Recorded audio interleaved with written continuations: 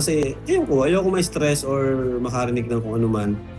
Kasi wala tayong mapapaano diyan mapapala kundi negatibo. Ano?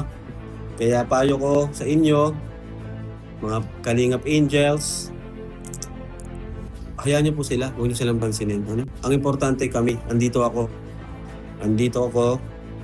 kami, okay tayo. Yun ang importante, masaya tayo dito. Mas masaya yun, yung masaya tayo sa totoong buhay, hindi sa social media. Ano po?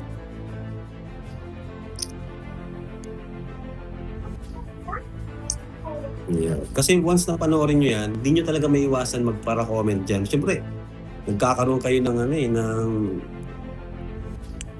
siyempre, na tawag dyan, parang gusto nyo ipagtanggol siyempre yung sarili nyo. Kaya wala talaga. Kaya mas okay na, huwag nyo lang pong panoorin.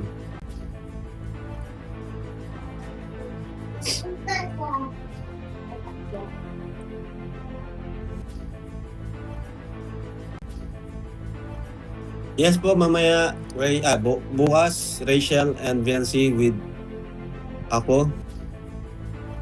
Ayan. Paano maiwasan? Binakura na. Yun lang. Ano? Pero, di naman natin alam bro kung okay ba sila. Hindi rin natin masabi kung okay sila doon sa ginagawa nila, no? Na talagang kumbaga, yung hindi tahimik, di ba? Kasi sa totoo lang, walang katahimikan pag ganun, no? Yung ikaw yung palaging tinatapik.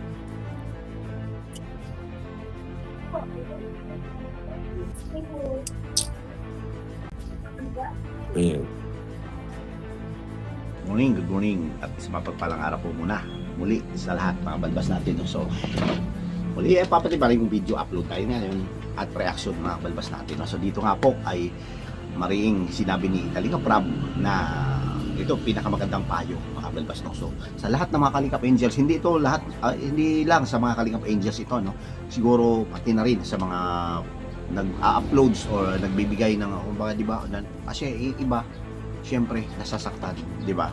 Kaya dito doon sa pagpapanood nila sa mga antay or sa sinasabing kumokontra, kumakalaban ng Kalingap, ay ito ang pinaka the best na gagawin, no? So ito pala ginagawa ni Kalingap Rab, no? Doon mismo sa kanya ina-apply niya sa sarili niya, no? So napakaganda ito at masasabi ko talaga na the best move ito at the best na payo sa mga Kalingap Ages ang ginawa ni Kalingap Rab. Paano?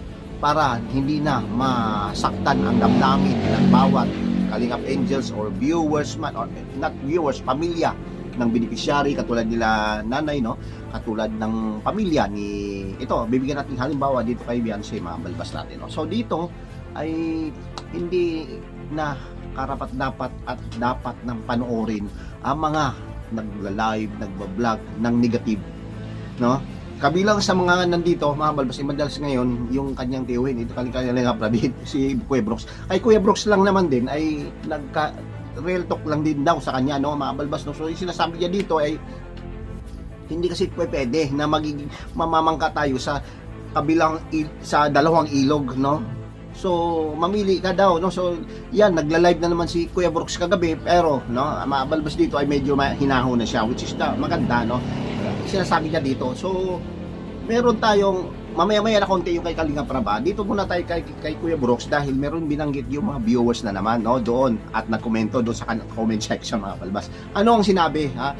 Dito sinasabi na unahin mo muna yung pamilya, no? So doon ay sinagot ni Kuya Brooks, no? So sa mga hindi nakakaalam pala, mga balbas, ha, okay na pala ang kanyang pamilya, no? Okay na pala yung problema at nasolusyonan na niya kasi nga nung inahatid daw pala nila sa Manila or something like na pumunta sila, no, binisita nila, ay nandoon kinausap niya pala sila yung mag-asawa or mag-live, ito, no.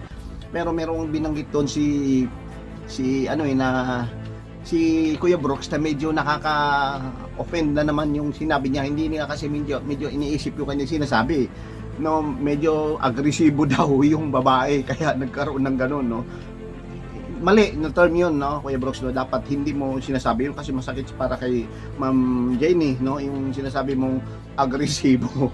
So doon mapapanood nyo naman mamaya no, so papa-play ko yung video, no. So doon naman meron pa nag-comment kasi nga hindi talaga tinatantanan, no. Ito, bakit ikaw daw, sa Kuya Brooks, noong mga nakaraan hindi ka pa puro ka ito daw si Kuya Brooks ay playing safe daw, no, wala daw or parang perfectong taon daw na walang pagkakamali. Bakit nung dati na nandun pa si Joy puro daw siya ganito, pero bakit kung ating i-refresh, no, na parang nabigyan niya ng masamang salita or di ba binabigyan ng negativity itong pamilya nila Joy Diwata, mga balbas, no. So doon ay sinagot na naman niya, no, so wala nang problema, inaayos na rin niya yon at namin naman niya na mali at doon din dahil nagsinungaling nga yung kanyang anak, no, kahit doon kay Medit, kahit sinasabi niya, banggitin na natin yung pangalan, di ba? Kahit kay Joy ay inamin niya na nagkamali talaga din yung anak niya dahil nagsinungaling ito. Dahil doon sa pagsinungaling daw, may siyempre siya, no? So, pero hindi nakalagpas yung isa pang tanong, mga balbas. Ano pa yung isang tanong? Okay lang, yung parang sinasabi dito na bakit nasusolusyon mo na ba lahat talaga ng yung, di ba? Siyempre pagiging pamilya ay hindi natin maiwasan din na may nagtanong pa. Ano ba yung tinatanong, mga balbas natin? Okay na ba kayo ni Ate Edna Vlogs? Yun ang sibilagin. So ito mga viewers talaga, hindi talaga tinatantanan, pero hindi na siguro napansin yun, mga balbas, no. So okay na ba daw sila ni Ate Edna? Ang alam naman natin na hindi pa sila okay, pero yun, sana nasagot yun ni Kuya Brooks. So, wala kung saan naman ito, mga balbas, dahil sinasabi kasi doon at nasagot naman lahat, no. So yun nga, at sinasabi ng mga viewers doon ay siya ang nagiging paksa na talaga na i-bash siya doon, no. Pambabash or something like na parang, di ba? Okay lang naman yun kasi content creator si Kuya Brooks, wala naman siya ano man yan or tanggap niya yan na mga mambabash sa kanya, di ba? So sinagot niya lahat yun, no, mga balbas, at willing naman siya talaga na sagutin lahat para magiging maayos at magiging malinis yung pangalan niya. So yung iba lang naman talaga ay ito, marami ng baga, di ba? Nakikisimpatya sa kanya, meron pa rin namang pakunti or meron pa rin ayaw sa kanya ni Kuya Brooks, mga balbas. So balik tayo kay Kalinga Prab, okay na yun, no? So nakapag-usapan natin kay Kuya Brooks at dito ay bibigyan natin, ay may clips naman ito, mga balbas, di ba? So i-upload natin dito. Dahil sila naman ang unang-una na beneficiary, I mean, di man una pero beneficiary ni Rob, di ba? Nasa kalingap sila. So mahirap baga, dalawa ang tinatawiran mo. Yung una, kalaban na namin yun. Huwag sabihin na yung banggitin ko na, Atin Guwapa, o sa Kalam, may mga sponsor, o yan, o si Doc Lab, wala ka na problema, may sponsor ka na pala, o tama yun. Dahil yun ang diskarte mo, yun ang buhay mo ngayon. O bakit naman kasi hindi ka tumitigil? Diba? Ako di ako titigil kasi wala ka na sa Kalingap. Kaya may karapatan akong sabihin sa'yo na huwag mo nang i-vlog. Pero kung nga tayo, hanggang kay Joy, at ang daming galit sa amin, mga genetics, pati ang Team Brooks, ubos kami lahat, wala kaming kinita, baksak lahat ang aming revenue. Diyos namin. Kaya pinaabulis ko yun. Okay, doon sa nabuking. Kaya pasalamat ako na nangyari yun dahil yun ang katotohanan. O pinagalitan ko sila sa live. Bakit ko sa live pinagalitan? Dahil sila nagkumpisa. At saka kami dapat sabihin. O, kaya sabi ng iba, dapat hindi na daw sa private or kami mag-uusap. Hindi, sila nagkumpisa. Dapat kung saan nagkumpisa, doon ko tatapusin. O, tapos tayo na, inayos ko na ang pamilya ko. O, ano pa? Erna. Okay. O, dito tayo sa pinag-usapan natin ngayon. Hindi mo pwedeng pagbawalan ang tao na gusto magbigay sa isa. Beneficiary na. O yan, isa ka pa, di ka nakaintindi. May rules nga ang Kalingap, kaya pinanibigyan ko yan. Hindi ka po pwedeng dalawa. Ang isang beneficiary, meron silang dalawang hawak, dalawang community. Hindi po pwedeng mangyayari yun. Isa lang ang piliin nila. Hindi po pwedeng, kasi kalaban na yun eh. Parang ano lang yan, negosyo lang yan. At tayo ka ng negosyo sa bahay mo, at sa harapan ng bahay mo mismo, na rin yan. O tama yun, wala ka rin pakialam, pero ano mangyayari? Di ba? Parang gago lang, tanga-tanga lang sila. Ako di ang tao, tapos bibigyan mo ng, para lang, or gusto mo lang magkaroon ng competition doon para lang masabi mo na may negosyo ka. Ito din ganun din yan. Bakit hindi ba kayo pwedeng maghanap sa Kalam? Yung tinatawag na Team Guwapa? Sa Kalam, kumplito kayo, may mga sponsor kayo. Ibigay nyo sa iba, huwag na doon sa beneficiary ni Rob. Maraming tutulungan dyan. Ikaw, Doc Lab, mag-ikot ka. Maghanap ka dito kung saan ka pwedeng maghanap at puntahan ng mga lugar na ito. Ba't ang hiling-hiling nyo sa loob ng Kalingap? Wala na nga kayo, tanggal na baga. Ang hirap nyung intindihin. Gusto nga tumulong. Ba't pipigilan mo? O yan, di ka makaintindi Marian. O Marian. Hindi nga po pwede. Kasi kalaban. Pagdating ng araw, wala na yan, wakwak na yan. Winawakwak, may mga yan, sariling interes yan. Basang-basa ko na ang style nila. At marami na nangyayari dito. loob ng Kalingap, wala akong nakikitang ito ang topic. Ako lang, nasa loob. Ngayon, mayroong basbas sa akin sa Kalingap Rab. Kung siya mag-live, pag sinabi niya na dinideny niya ako, tika lang, nag-usap na tayo.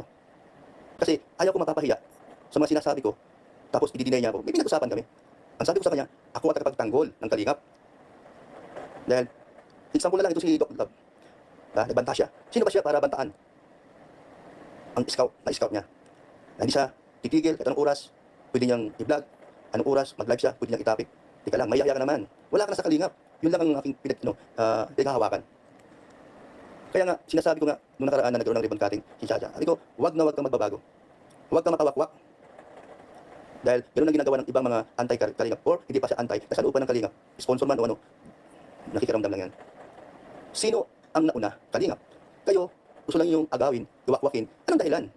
Ba't ayaw nyo maghanap? At ayaw nyo gumawa ng inyong sariling programa or ano man yun, parang Kalingap. Gumawa kayo ng ano, sarili yung ito kayo nag-aano sa Kalingap. So ito, ayaw nila. Si Mari. Halimbawa lang, naggusto ko nang magbigay ng malaking pera sa bata pero sa ibang vlogger ko gusto ipadaan. Kasi sa kanya ako may tiwala at gusto kong masilayan man lang ang mukha ng bata na masaya. Oh, ano yan? Pero kung ikaw naman ay anti-Kalingap, hindi pwede. Kasi baka meron kang sariling interest o agenda at gagamitin mo lang yung pagiging sponsor mo. Sorry ha, di man siguro lahat. Walang problema yun. Kaya ko sinasabi ito kasi marami na kung nangyayari. Ginugulo nyo ang programa ng Kalingap at ang mga beneficiary, winawakwak. Marami kawawa baga. O example na lang, sila yung kawa-awa noong pa. Ha? Panahon pa ni Damiana, ni Lula Damiana at mga kalason. Saan ako dyan lumalaban? Ang daming nalakas sa aking ansap ako. Ang dami. Hindi lang 4,000. Dahil lumalaban ako. Si Maylin ba yun? Ang daming anak. Oh, iwinakwak nila yun. Sino ang kawawa? Ang anak ni Maylin. Ang daming tumulong doon. Isus, dami. Habang mga bata ay lumalaki, ang nanay lang may problema konti dahil nag-asawa ng dapat. Okay sana yung nag-asawa kung mabuti ang kanyang ginagawa. Kaso lang sablay. Pero sino may dahilan? Winakwak ang nagwakwak. Dito naman, pagdating kay Kalingap Rab, ay marin niyang sinasabi mismo sa kanyang sarili ay ina-apply niya pala, no? So, negativity, mga anti-Kalingap, mga lahat ng mga nambabati ko sa kanya, lahat ng mga nagsasabi na negative para sa kanya, ay hindi na pala niya pinapanood, no? So, which is the best, no? Magiging maganda ito, nagiging maganda dahil hindi niya pinapansin, no? So, hindi siya na-express, mga balbas, no? Wala siyang problema, wala siyang, baga, iniisip niya is focus lang sa kanyang goal, no? Which is na maganda. Focus sa charity, focus sa pagtutulong sa mga nangangailangan, mga beneficiary, mahirap, no, 'di ba? Mga nangangailangan pa ng tulong. 'Yun yung pinaka the best move na ginawa ni Kalingap para mga balbas, no. So, dito ay bumaling na naman tayo paano at ano na naman ang iyong masabi doon kay Dr. Love, no. So, doon ay meron na daw pag-uusap. So balik na naman tayo kay Kuya Brooks. May pag-uusap para kasi tinatalaga na ni Kalingap Rab dito kay Kuya Brooks yung mga ganyang bagay, no? So hindi niya naiisip na yun kasi syempre naging antay or tumiwalag na nga ito kabilang na sa mga Kalingap na umalis, no? Umalis sa Kalingap at hindi na niya panapansin malamang, no? 'Di ba? Kasi once, no? Ito lang pinakamaganda dito mga balbas no? Kung ikaw ay kabilang pa ng Kalingap, no? Parang tayo, kabilang Kalingap, ay pinapansin ka ni Kalingap Rab, no? Ito pinakamaganda Alam mo bakit, mga balbas? Napagtanto ko kasi na lahat ng mga, kasi nanonood siya sa mga pro or yung mga nasa Kalingap or mga kahit mga viewers, pinabasa niya basta or something like na hindi below the belt, no? Or something like na parang yung kakampi mo or 'di ba, makakalingap ka talaga, 'di ba? Pero pagdating dito na may mga chat or nagko-komento sa live ay hindi niya pinapansin talaga mga kabalbas, which is maganda, di ba? Pero pagdating doon sa usapang sinasabi natin na bakit hindi ka na, yung usaping na bakit hindi ka na pinapansin, wala ka na sa kanyang puso, wala ka na sa kanyang kumbaga, di ba? Yung bagat ang term nun yung hindi ka na niya mahal, no? Hindi ka na niya pinapakailaman dahil wala na siyang malasakit sa iyo, no? Ibig sabihin wala na siyang pakialam sa iyo dahil nga umalis ka na. Pero kung halimbawa ikaw ay nandyan pa, kahit pa sasabihin natin na medyo may foul ka or medyo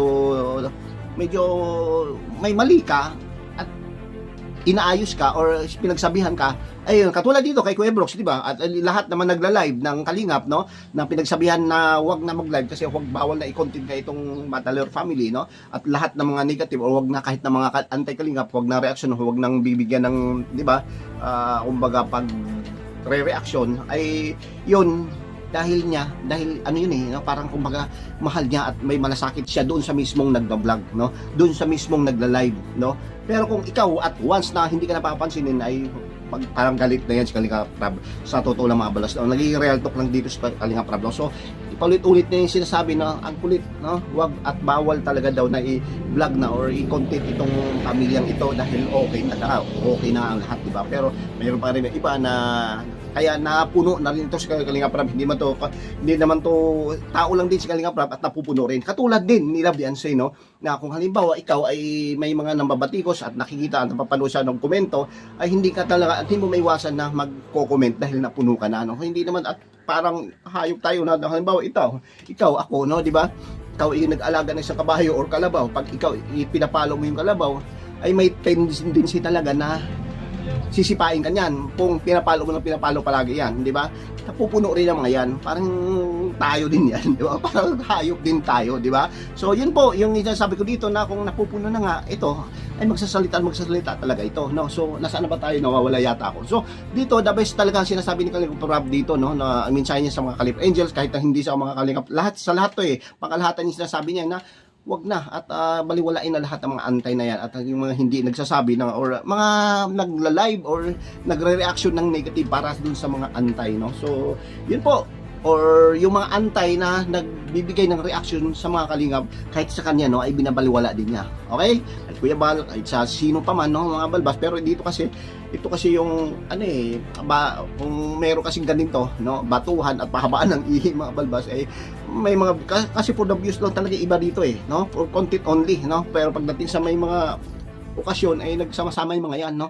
Kahit naman siguro pag nakikita, kahit nga si Kuya Jens, no, kung ating pansinin ay galit na galit siya kay Doktor, no, Dr. Love. Pero nung time na sabi niya pupuntahan ko yan si Dr. Love, ay nanaig pa rin sa kanyang pagiging, di ba, pagiging professional mga balbas. Pero ang pinuntahan pala niya ay hindi pala si Dr. Love, yung doktor niya sa gipit pala, dentista pala yung mga balbas. So yun lang naman po, no, napakaganda. Ang dagdag ko lang daw si sinabi ni Kalinga Prab ay napakaganda nung kanyang sinabi doon sa mga Kalingap Angels na wag na babaliwa, wag nang panoorin yung mga anti-Kalingap dahil wag na magbabasa ng komento. Syempre itutok na lang mismo doon sa, kasi kayo ay estudyante, no, tumutok kayo sa inyong pag-aaral. Yun lang po, no, ang kanyang napakasimple at talagang papasok doon sa talagang sasabihin natin na kabutaran yung puso, kanyang sinasabi mga balbas natin. Yun lang pa po ang ating reaction for sa ngayon at mamaya bibigyan ulit muli tayo. Thank you at mabuhay po tayong lahat at isang mapagpalang araw gabi.